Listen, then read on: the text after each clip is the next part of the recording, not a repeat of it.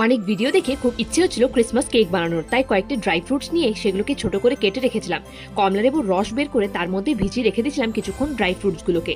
তারপরে নিয়ে নিয়েছিলাম ময়দা, তার মধ্যে দিয়েছিলাম গুঁড়ো দুধ, তার মধ্যে দিয়ে দিলাম ভিজিয়ে রাখা ড্রাই ফ্রুটসগুলো। তারপরে দিয়েছিলাম বেকিং পাউডার, ভ্যানিলা এসেন্স, দুধ, বাটার, আর তার সাথে দিয়েছিলাম কমলা লেবুর খোসাগুলোকে কিছুটা ক্রাশ করে, আর কয়েকটা মোরব্বা দিয়েছিলাম। তার সাথে দিয়েছিলাম কিছুটা অয়েল। সব কটাকে একসাথে ভালো করে মিক্স করে আমি রেখে দিয়েছিলাম। তারপরে বানাতে চলে গেছিলাম আমি চিনির ক্যারামেলটা। সেটা খুব একটা ভালো করে আমি বানাতে পারিনি। প্রসেসে যদি কিছু ভুল হয়ে থাকে আমাকে অবশ্যই কমেন্ট করে জানিও।